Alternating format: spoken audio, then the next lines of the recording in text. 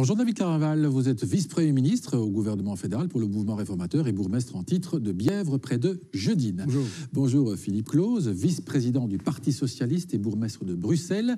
Bonjour David Pestiot, vice-président du PTB, bruxellois vous aussi, vice. Après 3 vices, la vertu, en tout cas votre parti s'en réclame. Bonjour Edric Bogart, député CDNV, les chrétiens démocrates, ancien secrétaire d'État, toujours très remuant. Vous venez de Yabeek, sur l'autoroute de la mer. Bonjour Tim Van Den Put, député Open VLD, les libéraux flamands, bourgmestre d'Ouillart près de la Hulpe. Bonjour Georges Gilquinet, chef de groupe Écolo Groen à la Chambre. Vous habitez Assès, entre Namur et Ciney. J'accueille encore en tribune Rick Van Kovelark du Tate et Nicolas de Decker du VIF. Oui. Tim Van Den Put, ce week-end, j'ai eu la chance de voir une importante personnalité de la NVA et la personne en question m'a parlé de vous, en tout cas de votre parti, l'Open VLD. Et elle m'a dit ceci, cette personne-là, l'Open VLD n'entrera pas dans une coalition arc-en-ciel. Alors quels sont les arguments de cette personnalité NVA? Je lui ai demandé pourquoi. Elle m'a dit, le grand baromètre RTL Info montre que l'Open VLD est en chute libre, et c'est vrai, hein, vous n'êtes même pas à 10%, 9,9% des intentions de vote. Et me dit cette personnalité, c'est tout simplement parce que ces électeurs ne pardonnent pas à votre parti de trop vouloir aller vers la gauche, de trop vouloir aller vers le PS, vers l'arc-en-ciel, et pas assez vers la NVA. Donc vous n'iriez pas, d'après en tout cas ce que pense cette personnalité de la Nive Alliancy, vers cette coalition arc-en-ciel. C'est long, mais raison ou pas?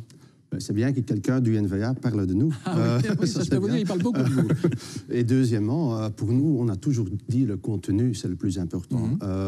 Mauve jaune ou mauve vert, ça, peu importe. Pour nous, le contenu, c'est l'important.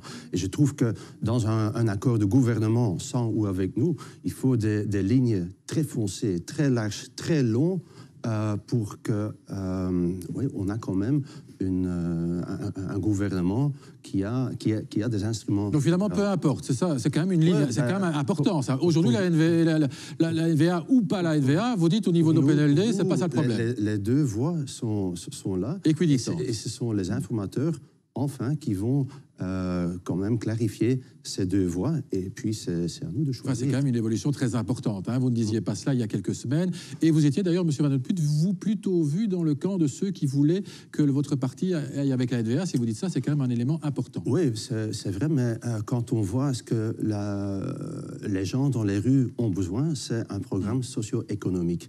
Pas d'impôts supplémentaires, socio-économiques. Et si on voit notre programme socio-économique avec le NVA, c'est eux qui ont piqué notre programme socio-économique. Donc vous n'avez pas besoin d'eux. Ben, décidément, il y a quand même une prise de distance assez importante par rapport à la NVA. Je note. Un point pour l'arc-en-ciel, on est d'accord avec ça, en tout cas. Les deux sont possibles. Oui. Donc un point pour les deux. Enfin, en tout cas, vous ne retirez pas de points à l'arc-en-ciel. Monsieur Clarinval, dans la Libre ce week-end, hein, et dans la dernière heure d'ailleurs, importante interview en ce qui vous concerne, et vous dites, c'est l'arc-en-ciel ou les élections. Bon, vous êtes revenu un petit peu après sur ces propos-là, mais pour bien comprendre, vous dites finalement, comme le dit en tout cas dans une partie de son raisonnement M. Van Den Put, qu'on va vers l'arc-en-ciel, que c'est ça qu'il faut, sinon on a un gros problème. Mais le titre de l'article est réducteur, parce que dans l'article, le premier scénario que j'évoque, c'est d'abord que les deux grands partis discutent ensemble, le PS et la NVA, doivent prendre leurs responsabilités. Oui, mais ils doivent prendre leurs responsabilités, mais ils doivent aussi arrêter leur double jeu. Parce que, facialement, ils disent qu'ils font des ouvertures, ils sont d'accord. Mais en réalité, derrière, on entend Magnette sur les plateaux de l'RTBF dire que la NVA, c'est impossible et qu'en plus... C'est un parti dangereux, par ailleurs, qu'il ne fera pas le cadeau de dire à Bart de Wever qu'il ne veut pas aller avec lui. Donc on voit bien qu'il y a un double langage. À la NVA, c'est pareil, ils font des avancées, mais par ailleurs, ils attaquent de manière inacceptable les francophones. Donc il faut qu'ils prennent leurs responsabilités, il faut qu'ils arrêtent ce double jeu. Enfin, vous dites quand même l'arc-en-ciel, c'est votre choix aujourd'hui, le choix du mouvement réformateur, ou alors j'ai mal lu? Non, le premier choix du MR, c'est d'abord que les deux grands partis se mettent ensemble. Et puis, les informateurs vont tenter d'aller jusqu'au bout pour pouvoir obtenir cet accord. Si jamais il n'y a pas cet accord, alors il faudra envisager d'autres scénarios. Mais le premier scénario, c'est d'abord ceci, qu'on arrête les petits jeux politiciens et que les deux grands partis prennent leurs responsabilités. L'heure est grave. Nicolas de Decker, il n'a pas un peu changé d'avis? C'est pas votre journal, hein. Entre l'interview d'hier matin, où il dit effectivement c'est l'arc-en-ciel ou les élections, enfin, monsieur Caraval dit que c'est le titre. Le titre n'est pas de vous, mais enfin... Le titre n'est pas de lui. Ce que je trouve remarquable dans le discours officiel ou officieux du MR, c'est qu'on assiste à un solide revirement. Parce qu'en réalité, il y a longtemps que le MR, depuis les élections, et ensuite, déjà avant d'ailleurs, et ensuite tout au cours de la campagne, le discours présidentiel, le discours du MR était de dire il faut que la NVA et le PS s'entendent. C'est encore dit aujourd'hui par M. Clarinval. Remettre les compteurs à zéro. C'est ce que maintenant M. Clarinval exprime après avoir été un peu plus, disons-le, ambigu dans son interview à nos collègues d'IPM. Mais il y a un revirement qui est très important. Et ce qui est aussi notable dans ce qui se passe aujourd'hui en Belgique, c'est qu'on a pratiquement tous les acteurs qui seront associés possiblement à cet arc-en-ciel dit élargi, qui auront renoncé à quelque chose, et à beaucoup de choses. Le Parti socialiste, en tout cas, s'il vient à accepter le contenu de la note de l'informateur, qui était Paul Magnette, je ne sais pas si vous vous rappelez, aura renoncé au principal de ses revendications socio-économiques. Le MR devra renoncer au fait qu'il avait dit priorité à un gouvernement de réforme socio-économique, de poursuite du travail socio-économique de la Suédoise. Le VLD et le CDNV également devra, si ça se concrétise, renoncer à toute une série d'engagements, et en particulier gouverner avec la NVA. Et donc on aura un gouvernement des écologistes acceptés, de gens qui, d'une part, auront perdu les élections, et d'autre part, qui auront renoncé à leurs engagements électoraux. On va effectivement continuer, évidemment, le tour de table. Enfin, on entend que du côté des libéraux, on nous dit, tous les deux, en chœur, presque en chœur, si en tout cas PS-NVA, on sait enfin que ça ne marche pas, il faudra effectivement aller vers l'arc-en-ciel, ça paraît clair, et c'est à eux qui parlent, on n'en doute pas, et ils vont les prendre. J'arrive chez M. Claude dans un instant. M. Bogart, donc, on pourrait quand même avoir un arc-en-ciel avec vous deux, même si, au niveau du contenu, ce ne sera pas facile, et ça a été très bien souligné par Nicolas. Quid CDNV, évidemment, c'est la question. Ce vendredi, les informateurs rendent le rapport au roi. Ils auront vu et revu la NVA, on l'imagine, d'ici vendredi, puisqu'ils ont reçu la mission d'explorer toutes les pistes de gouvernement. Est-ce que ce qui aurait été fait jusqu'à vendredi vous permettra de dire que, effectivement, on pourra conclure à ce moment-là que la NVA ne veut pas entrer dans le gouvernement et que l'arc-en-ciel, c'est la solution? Est-ce que vendredi, on pourra passer à la vitesse supérieure, pour le dire autrement, et former un gouvernement? Il y a deux informateurs qui ont été désignés quand même par le roi. Le roi qui a prêté serment sur la Constitution. Il a dit il faut analyser, le roi a dit il faut analyser toutes les possibilités, donc on ne pose pas de veto pour l'instant. Et c'est aux informateurs de bien s'informer. Pour moi, personnellement, je suis pour la participation de la NVA dans le gouvernement. Les sondages, veulent pas, me donnent raison, quelque part. Ce qui est le principal, c'est qu'il faut développer un projet sociétal qui est bien pour chaque citoyen du royaume, tant qu'il habite à Namur, à Bruxelles ou à Bruges. Ça, c'est le plus important. Maintenant, il y a un écart énorme entre la Belgique et les Pays-Bas en termes économiques. Ils ont un surplus de 10 milliards, nous avons un déficit de 10 milliards. Au niveau du budget, oui. À côté du budget strict, dans le sens strict, c'est un signe que nous n'avons pas un modèle socio-économique qui tourne bien. À mes yeux, ce sera plus facile avec la NVA dans le gouvernement pour développer un tel projet. Mais de nouveau, c'est aux informateurs de s'informer. Alors, on va vers quoi C'est un peu ambivalent comme discours. On va vers quoi Vous qui voyez Paul Magnette régulièrement, vous êtes vice-président du PS maintenant, Monsieur Clauze. On va vers cet arc-en-ciel peut-être déjà dès vendredi? D'abord, il faut décider d'y aller. Parce que ce que je trouve un petit peu, cette espèce de pas de deux en permanence. Donc, on nous demande tout le temps au PS d'aller discuter avec la NVA. Bon, honnêtement, Paul Magnette l'a encore fait samedi passé, avant de remettre sa note au roi. Puis le lendemain, reconnaissons que c'est l'injure qui est devenue la parole politique de la NVA. Est-ce qu'on se rend compte qu'on a été traité, les Wallons, de fainéants, enfin d'électeurs passifs? Moi, je ne comprends pas pourquoi le MR veut absolument qu'on retourne en permanence vers quelqu'un qui, depuis une semaine, montre tous les signes qu'il ne veut pas y aller. Cela dit, Monsieur Magnette, jeudi en prime, n'y a pas été de main morte non plus, en disant que la NVA est un parti dangereux pour la Belgique. Il dit aussi, Bardo-Wever ne voulait pas être informateur, il est incapable de trancher et de choisir. Ce sont quand même des attaques ad hominem aussi. On sait que Bardo-Wever est le plus populaire des hommes politiques flamands, 56% d'impression favorable. Est-ce que ce n'est pas aussi là une façon de braquer la Flandre en attaquant la personne que les Flamands préfèrent au niveau politique? D'abord, je ne veux pas que la NVA soit le pivot. Moi, je pense qu'en effet, tout le monde le dit dit ici, c'est qu'est-ce qu'on va proposer aux Belges. Non pas un gouvernement de renoncement, mais justement un gouvernement positif qui va proposer en effet des mesures sociales, des mesures économiques, des mesures environnementales. Est-ce qu'on peut enfin parler du fond? Parce qu'on a une espèce d'arithmétique, on a l'impression que dans un jeu d'échecs, mais en fait il y a une urgence sociale qui est quand même là sur le terrain. Et donc aujourd'hui, je pense que c'est l'heure de se mettre au boulot, de tester en effet des programmes. Donc vendredi, on pourrait aller vers une formation. Écoutez, moi, c'est ce que je souhaite. Moi, je suis également bourgmestre. Je vois ce qui peut se passer dans les hôpitaux que nous avons à gérer. Je vois ce qui peut se passer sur le terrain en termes de sécurité, en termes de migration, en termes de politique sociale et économique. Je pense que maintenant, il faut bouger. Ce qu'attendent les gens de nous, c'est donc on montre une voie, qu'on arrête de se regarder comme ça en se demandant quel est le premier qui va craquer. Ça n'est bon pour personne. Il faut maintenant se mettre au boulot. Donc, vendredi, en un mot, d'accord avec cette idée que vendredi, on pourrait déjà avoir un formateur ou une formatrice, oui, non? J'espère que ça sera enfin clair que ces deux voies sont à suivre, oui ou non. Et de nouveau, je pense que c'est au PS et au NVA de décider on travaille ensemble, oui ou non. Oui. Je dois aller au titre, donc je dois malheureusement être assez court, mais en un mot, vous pensez que vendredi, M. Bogart, on pourrait avoir un formateur qui sera suffisant pour savoir que la NVA n'en veut pas? Oui, non, je vous demande vraiment d'être court dans votre réponse. Oui, il est le temps de former un gouvernement. On pourrait peut-être le savoir dès ce vendredi. On continue évidemment sur le contenu avec ceux qui n'ont pas encore parlé et avec chacun évidemment qui va s'exprimer. On prend le temps pour cela. En attendant, il est midi, dans une heure c'est le RTL Info, 13h. Nous sommes en liaison directe avec la rédaction et avec Salima Bellamaz. Bonjour Salima. Bonjour. Premier centre d'intérêt du RTL Info, c'est le 75e anniversaire de la bataille des Ardennes. C'est bien sûr à Bastogne que cela se passe. Et oui, elle est considérée comme la dernière offensive allemande de la Seconde Guerre mondiale. Un défilé militaire aura lieu cet après-midi. Nous entendrons également des témoins privilégiés de la région. Une de nos équipes a rencontré Jean. Il avait 14 ans au moment de l'attaque. Il raconte comment il s'est caché avec sa famille dans la cave. Il raconte comment l'envahisseur a réquisitionné sa maison, l'angoisse, la libération, un témoignage très fort donc. Salima, on parle maintenant aussi de cette COP25, la conférence sur le climat à Madrid. Elle s'éternise, elle devait se terminer vendredi, on n'y est pas.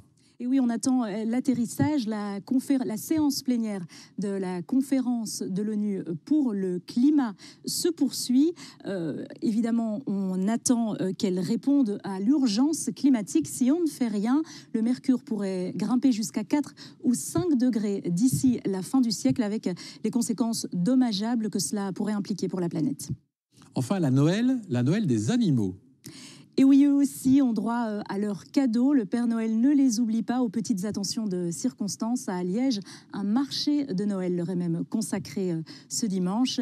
Et puis, autre rappel de circonstance en cette période de fête, même s'ils nous donnent le sourire, les chiens et les chats ne sont surtout pas des cadeaux. Merci Salima. Vivement 13h, un mot encore sur la météo, des maxima entre 5 et 9 degrés. Et ça va un tout petit peu s'arranger dans les heures qui viennent.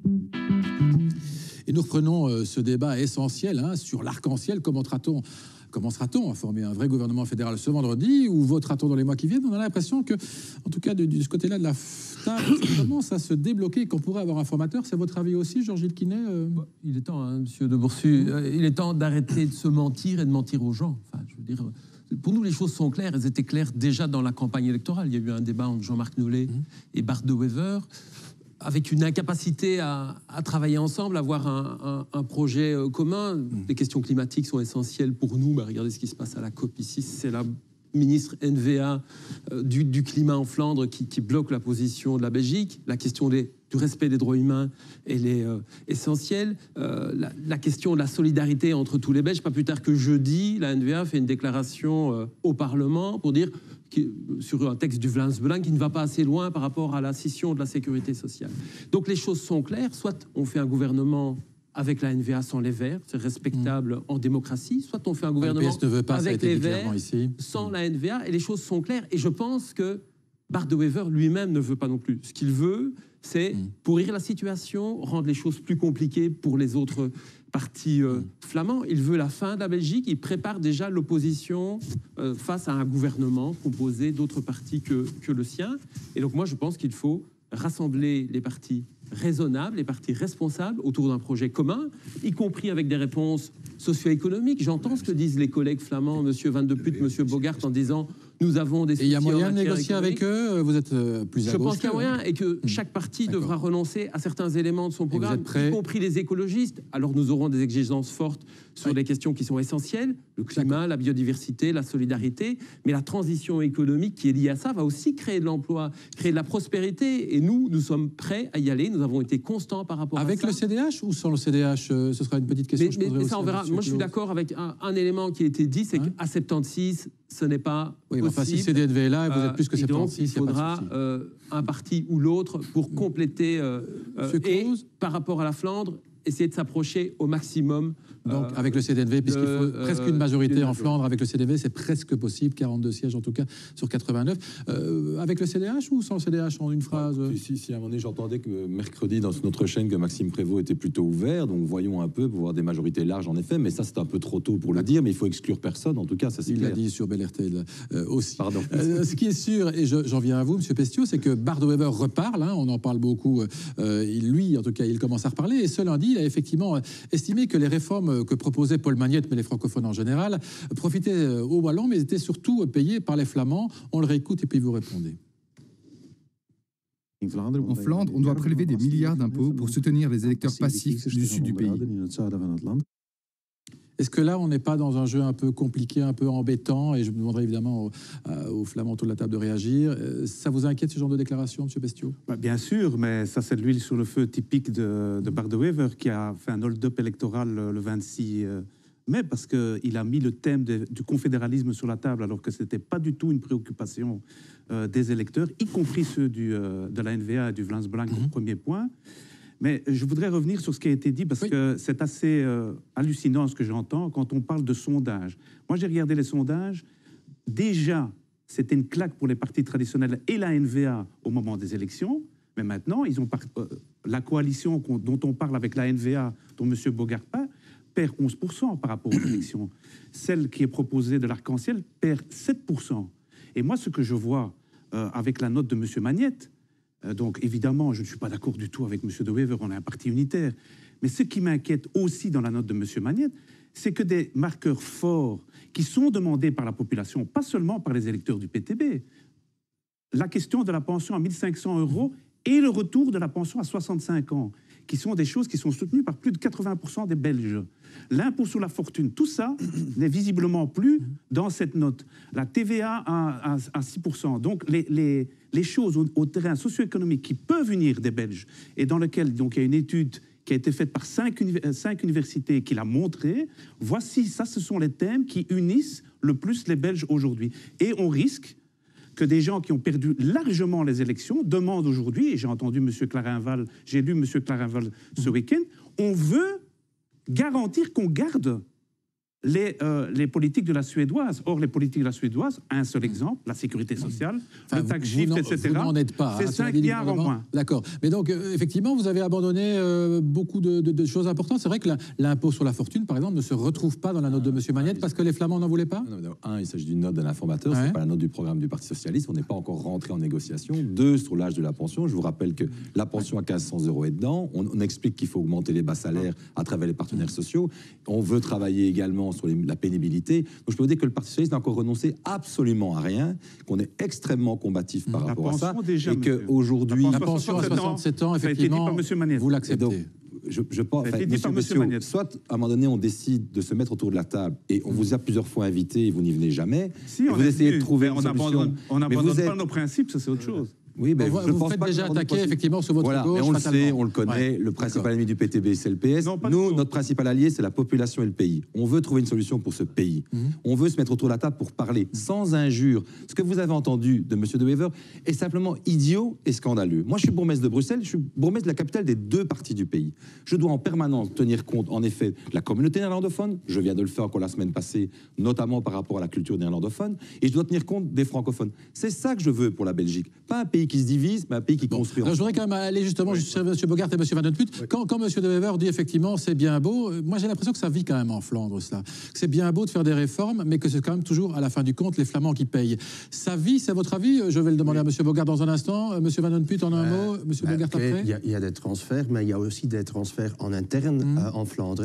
Les petites communes payent pour des grandes villes comme Anvers et Gand. Donc ça, c'est quelque chose qui est la réalité. Maintenant, ce qui est très important à voir, vous êtes déjà en train de faire une formation ici à la table. On n'est pas encore là. On n'est pas encore là. On attend vendredi. Mais ce qui est important, j'ai parlé des lignes bleues foncées, long, large. Si vous n'êtes pas capable de nous laisser cette liberté-là. Allez, qu'est-ce que vous voulez, par exemple? Venez avec un point précis que vous voulez voir incorporé. Pas d'impôt supplémentaire, quelque chose de très important. Si ça, c'est pas dans un accord gouvernemental, vous serez quand même complice, ça c'est le mot exact, vous serez complice de la croissance du Vlaams Belang et du NVA, puis on aura 30 ans de misère communautaire, et puis vous serez aussi complice, de la scission de la Belgique. Donc, pourquoi vous dites ça? Vous terminez votre propos? Il faut vraiment se rendre compte qu'un accord gouvernemental dans le futur doit avoir quand même un aspect très libéral, parce que la Flandre vote d'une façon libérale. Vous répondez dans un instant. Après le gouvernement Di Rupo, le Vlaams Belang était à 5,8% et 3 élus. Après le gouvernement le plus à droite et le plus flamand de l'histoire du pays, c'est un fait politique, le Vlaams Belang a triplé son nombre d'électeurs. 18,3. Donc plus vous êtes allé à droite, plus vous avez été flamand, vous n'avez pas enrayé le Vlaams Belang. Donc votre théorie ne tient pas, monsieur. Allez, monsieur Bogart, là-dessus. Oui, enfin voilà, on voit bien qu'effectivement il y a des théories différentes. Vous allez tous parler, parce que évidemment c'est toujours à certains moments, ça s'emballe. J'essaie de garder l'église au milieu du village. Je dis ça parce que je parle à monsieur Bogart.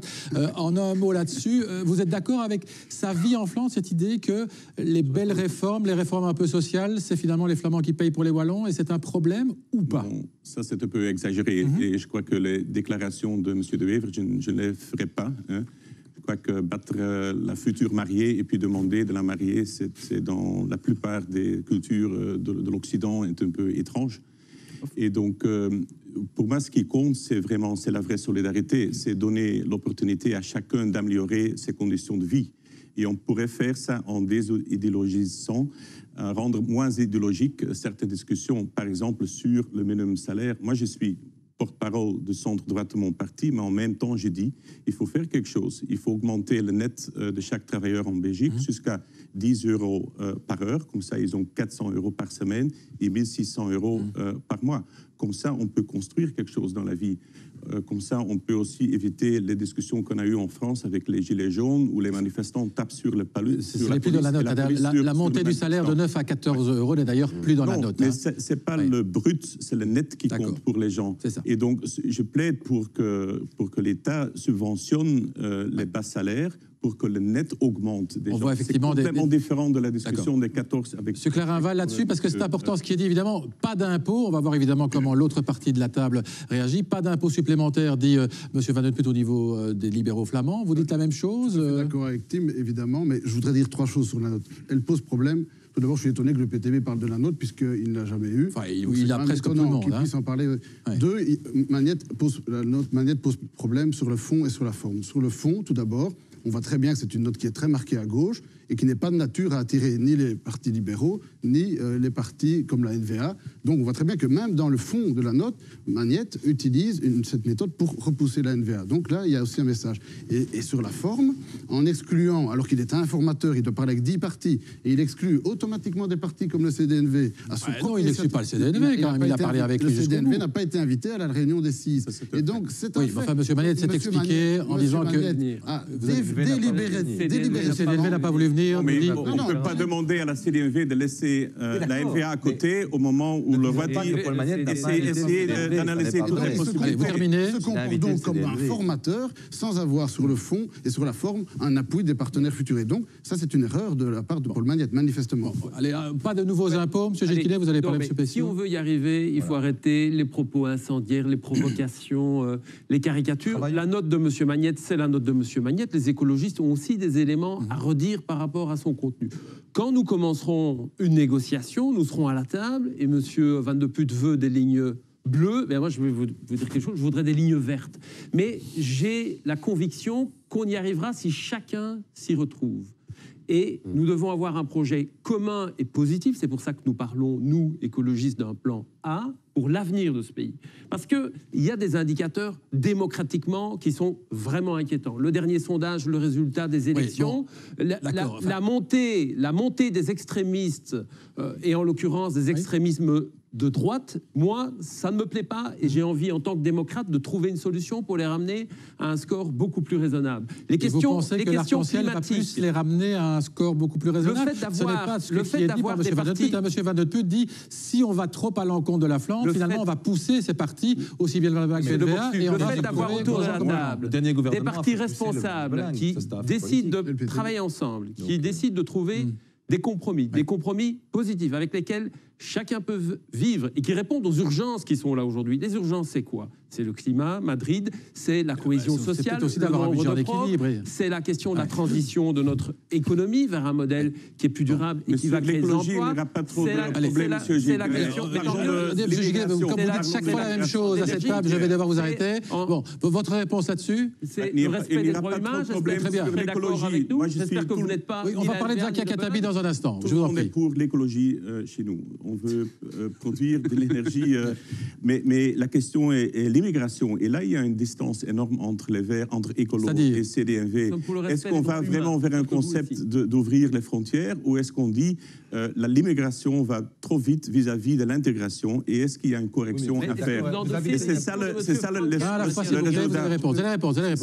le résultat des sondages et il faut une correction sur l'immigration. Vous gérez à Yabec, moi je gère le parc Maximilien. À Yabec, vous avez des mêmes problèmes. Repartissons quand même. Mais moi j'ai résolu les problèmes. Mais non, le problème. À Yabec, ils sont résolus. Le problème n'est pas géré.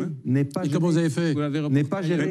Il est reporté dans les communes. Vous avez fermé un parking. Même votre commissaire s'en plaignait que ce n'était pas géré. Un parking par province, bien protégé par la police, et puis le problème est résolu. C'est ce qu'on a fait dans ma province. Si je me permettais, et c'est ce qui se passe dans le parc de Maximilien. Moi, c'était de dire j'ai de grands yeux. Vous avez des grands yeux parce que justement, depuis 3 ans, personne ne le gère. Moi, je peux vous dire que le gouvernement actuel dans lequel j'ai rencontré M. Gaines, j'ai rencontré Mme De Bloch, j'ai rencontré à l'époque M. Franken et M. Yambon pour trouver des solutions concrètes. Et aujourd'hui, on pourrait faire un long débat là-dessus. Il n'y a pas de gestion de ce problème. Et donc, j'ai déjà dit sur ce problème de la migration, il faut un débat avec beaucoup plus de sérénité et arrêter de faire ce débat sur Facebook et Twitter. Parce que c'est n'importe quoi. Il y a moyen de s'arranger entre vous? Il y a moyen de s'arranger. Vous en avez déjà parlé d'ailleurs. Moi, j'en parle avec tout qui veut, mais je ne fais pas de grandes déclarations. Je ne me verrai jamais faire des grandes déclarations. Les autres. J'ai géré ce problème complexe.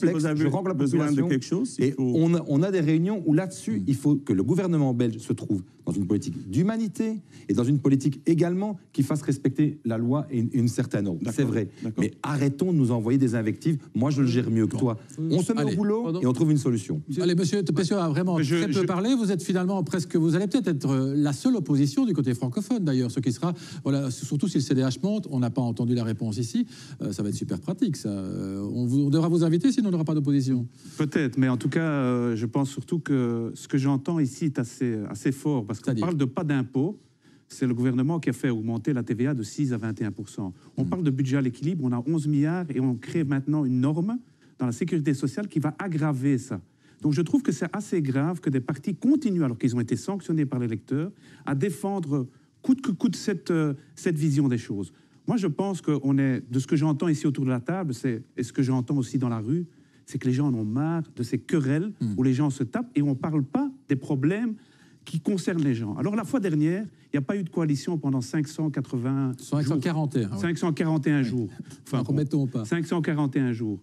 Et c'est finalement à cause de la pression des marchés financiers qu'il y a eu un gouvernement. Eh bien, j'espère que cette fois-ci, ce sera sur base de ce que moi j'appelle la coalition de la rue, c'est-à-dire la population qui réclame que les vrais enjeux, les questions sociales, les questions du social, mais vous allez devoir chercher d'autres transferts que les transferts entre la Flandre et la Wallonie, mais les transferts qui ont été dans votre gouvernement entre les travailleurs qui ont été vers les riches, les millionnaires et les grandes multinationales. On ne va pas parler du passé, je dis chaque fois. Je mets un tout petit peu, un tout petit frein au débat pour aller vers Rick Van Covelart et pour lui demander, mais on va vers où, Rick? Vous qui suivez ça très attentivement. attentivement, vous avez parlé avec chacun avant le débat, vous leur parlerez encore après. On va vers effectivement une formation, la nomination de quelqu'un, on va d'ailleurs savoir quoi, savoir qui, vendredi pour faire avancer les choses. Par exemple, Mme Bruton, M. Gaines, qui serait chargé par le roi de former un gouvernement arc-en-ciel. C'est vers ça qu'on va ou pas? C'est un message difficile à comprendre. Je ne pense pas, parce qu'il y a une question très simple. Est-ce que le CDNV, qui est sous pression, entre autres, du palais, pour monter dans ce gouvernement, dans cette coalition, est-ce qu'elle va y aller, oui ou non? C'est la seule question. Parce que moi, je ne vois pas le PS et M. Magnette aller dans un gouvernement qui a la majorité d'un siège. Surtout avec un open VLD l'arc-en-ciel, donc c'est-à-dire les libéraux, les socialistes et les écologistes, évidemment, c'est 76 sièges sur 150, c'est une toute petite avec les libéraux qui, soyons clairs, ne sont pas un exemple d'unité pour l'instant. Hein? Donc un siège de majorité, je n'y crois pas. Donc c'est dans les mains de M. Bogaert, en tout cas de son parti. Et je lis aujourd'hui M. Van Rompuy dans le journal Zondag qui dit l'arc-en-ciel a une majorité d'un siège, d'accord, qu'ils y aillent. Donc ça veut dire sans le CDNV. C'est votre avis aussi, Nicolas? Et puis je viens bien sûr de ce qu'est le CDNV est patente et fondamentale dans la situation belge. M. Bogaert est un des représentants, il l'a dit lui-même, de l'aile droite du CDNV. Il n'y a plus que l'aile droite pour l'instant. C'est une des questions dans la question. Je veux dire, dans mon salon. y compris, je veux dire, la note Magnette que le PTB trouve trop peu à gauche, que le MR trouve trop à gauche, c'est une note qui est acceptée par la CSC. Est-ce que l'aile sociale-chrétienne, l'aile démocrate-chrétienne du parti de M. Bogaert est plutôt favorable à cet arc-en-ciel? Allez, qu'est-ce que vous allez faire vendredi? On vous réitère la question, évidemment, c'est la question fondamentale. C'est une question d'ambition. Est-ce qu'on peut combler l'écart avec les Pays-Bas ou pas? Est-ce que ça se trouvera dans le projet? Dans les deux possibilités, ça va déterminer pour nous ce qui se passe.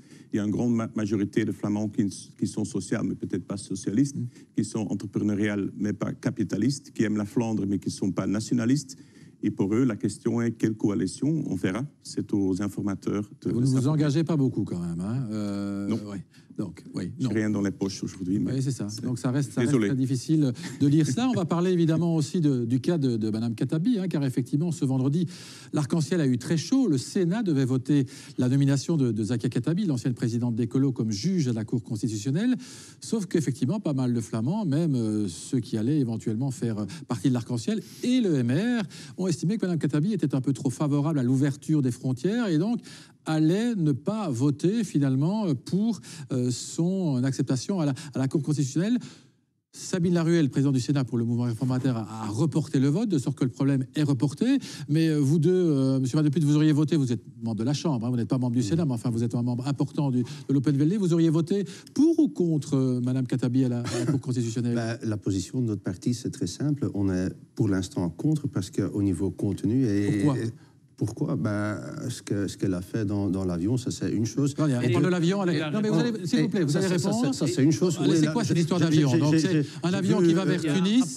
Alors, vous allez répondre, monsieur Lequinet.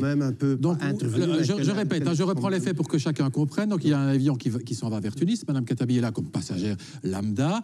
Il y a quelqu'un qui va être expulsé et qui est donc mis à bord de cet avion-là. Et certaines personnes ont effectivement estimé que Mme Khattabi avait, avec d'autres, fait en sorte que le rapatriement n'ait pas lieu. Il faut bien le dire, Mme Milquet, comme ministre de l'Intérieur, a innocenté complètement Mme Khattabi en disant elle n'a pas protesté avec les autres. Quelle est votre position là-dessus? Elle a quand même donné un peu la perception qu'elle a intervenu, oui ou non. Donc ça, c'est un. Deux, je trouve au niveau contenu, je ne sais pas si elle est la seule candidate, oui ou non, mais au niveau contenu, elle doit avoir une majorité. Elle ne l'a pas pour l'instant. Au niveau du vote, c'est la présidente du Sénat qui décide de voter oui ou non. Donc, donc on a reporté le problème pour l'instant. Enfin, j'entends que de votre côté, vous auriez donc dit non. C'est assez important. C'est une première, hein, parce qu'effectivement, il n'y a jamais de candidat d'un parti qui avait droit à cette place qui a été repoussée. Quel est votre avis, M. Bogaert, par rapport au CDNV? Il y a Mia de Schampflaer en 91 qui a été bloquée parce qu'elle était considérée comme trop à droite sur les dossiers, disons, éthiques. Maintenant, il faut lire le dossier. Moi, je suis littéraliste. J'ai lu le rapport, je l'ai lu. Et là, je dis, elle a demandé des informations et puis est retournée vers son siège. Donc, je ne sais pas si c'est vraiment ça. C'est assez innocent à mes yeux. Si elle a vraiment bloqué l'état de droit, je vais un peu exagérer, si c'est vraiment ça, on est dans une autre situation. Voilà. Et donc là, il faut lire. Caraval va s'exprimer dans un instant, c'est important aussi, mais là, c'est un élément absolument essentiel d'après ce qu'on nous dit du côté des colos. Là, si on vote contre Mme Khattabi, et M. Claude, bien sûr, en parlera aussi, il y a un souci, oui ou non? Si je peux appeler un peu de sérénité par rapport à ça, et j'espère que les collègues du VLD et du CDNV et les autres vont pouvoir se démarquer clairement de l'attitude de la NVA dans ce dossier. Je ne sais pas si vous avez vu cette campagne sur Twitter avec Stop Khattabi, mais vraiment avec une dialectique, mais qui fait froid dans le dos. Madame Khattabi a été présidente d'Écolo pendant quelques années. Il s'agit ici de nommer une juge à la Cour constitutionnelle sur le quota politique, puisque la loi, la Constitution prévoit qu'à la Cour constitutionnelle, il y a à la fois des juges professionnels et des juges issue de l'action politique. Madame Khattabi, de façon évidente, dispose des qualités pour être une très bonne juge à la Cour constitutionnelle. Elle a été choisie par Écolo. La tradition est que nous n'avons jamais remis en cause le choix d'autres partis, que les choix des partis sont respectés. Et je pense et j'espère que le VLD, le CDNV, mais aussi le MR pourront se démarquer clairement d'attaques sous la ceinture qui font vraiment froid dans le dos. Ça vous fait mal? Je veux dire par là que vous allez répondre dans un instant, mais ça veut dire que vous remettriez votre participation en cause? J'ai la faiblesse de croire, Monsieur de Boursu, que les choses vont pouvoir un peu s'apaiser. Elles sont allées trop loin. L'attitude de Madame Laruelle, et elle était très claire à la tribune du Sénat, je l'ai personnellement remerciée de reporter l'élection en disant que la campagne de la NVA ne permettait pas un choix... mais l'Open VLD dit aujourd'hui, par la voix de M. Van Den Put, on ne voterait pas pour Mme Khattabi. J'invite tout le monde, M. Van Den Put et tous les autres, à lire la réponse qui a été apportée par Madame Milquet sur base d'un rapport de l'inspection de la police par rapport à cet incident. Excusez-moi, il n'y a pas que ça. Il y a aussi la petite Mavda, évidemment, il y a la petite Mavda où effectivement la petite Mavda qui a été tuée par un policier. Écoutez, nous avons tous ici des opinions politiques très fortes. Monsieur Van de Put a dit tout à l'heure, il ne faut pas d'impôts supplémentaires. Monsieur Bogart a dit, il faut que les Flamands soient respectés, il faudra faire quelque chose en matière d'immigration. J'ai dit personnellement, il faudra respecter les droits humains et faire quelque chose pour le climat. Oui, Madame Khattabi a des opinions politiques. Il s'agit ici de nommer une juge à la Cour. Monsieur Claude là-dessus et Monsieur Caraval qui évidemment a un avis très important. Vraiment, je soutiens total à Madame Khattabi par rapport à ça. Je pense que c'est vraiment un acte dont la démocratie doit pouvoir s'enorgueillir. Cette Cour constitutionnelle, désolé de faire le juriste, c'est quelque chose qui fonctionne bien en Belgique. C'est un pari qui est de mêler des magistrats professionnels et des anciens membres d'assemblée dans la même institution pour traiter l'égalité entre les Belges. Parce que c'est ça le fond de la Cour constitutionnelle.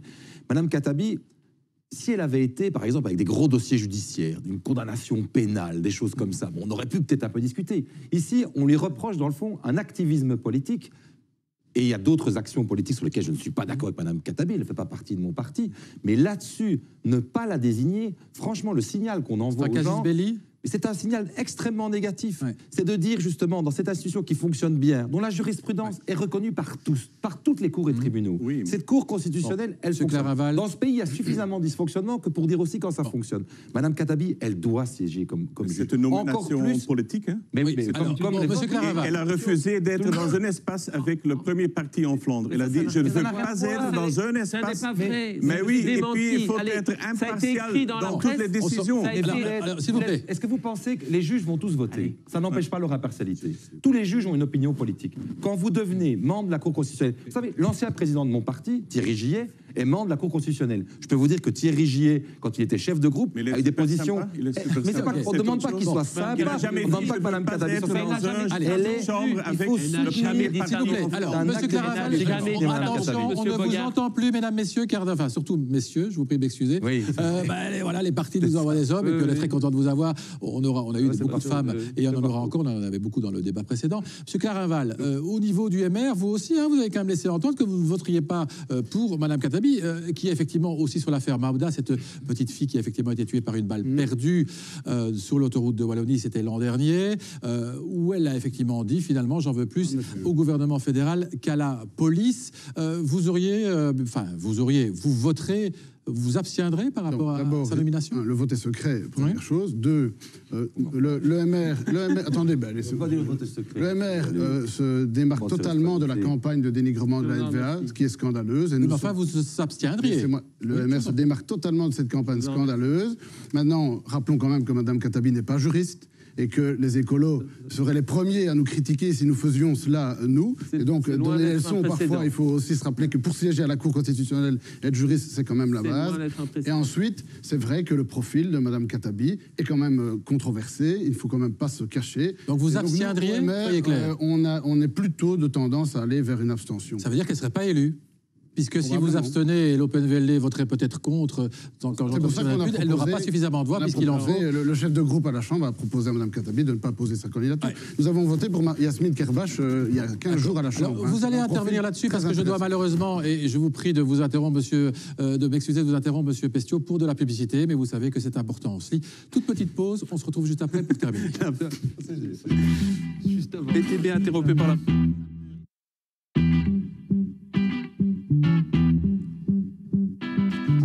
Et c'est le closing time pour ce débat sur l'arc-en-ciel. Encore quelques secondes, mais je reviens chez vous, monsieur Gilles Quinet, parce que j'entends quand même très clairement d'un côté de la table, le côté plus centre-droit, dire que Mme Khattabi ne passera pas. Est-ce que pour vous, je vous répète la question, c'est vraiment un casus belli? Est-ce que dans ce cas, Ecolo dit, oulala, nous on ne monte pas dans l'arc-en-ciel avec ces gens-là? Vous ne m'aurez pas à ce jeu-là, monsieur. Monsieur de Boursu, de même qu'on ne négocie pas sur les plateaux.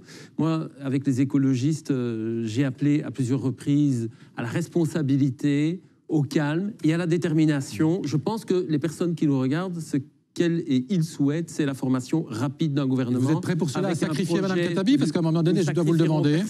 Il appartient au parti, dans le cadre de la formation de la Cour constitutionnelle, de choisir leur candidat. Elle a manifestement les qualités pour le faire. Et ce serait un grave précédent de ne pas accepter une candidature déposée. Et vous n'allez pas plus loin que ça. Vous dites un grave précédent. Et en l'occurrence, ce qui a été utilisé comme prétexte pour essayer de considérer que sa candidature n'était pas bonne ne se vérifie pas dans la réalité en fonction d'un rapport d'inspection de la police que j'ai. Très bien. Voilà. Enfin, vous parlez de grave précédent, mais vous ne dites pas que c'est un casus belli qui vous empêcherait de monter dans l'arc-en-ciel et que ça va s'arranger. En tout cas, c'est vous qui l'espérez. Allez, un tout dernier mot, vous avez moins parlé, monsieur Pestiot. Je trouve que sur la Cour constitutionnelle, ce qu'on a assisté comme débat est aussi interpellant parce que les gens...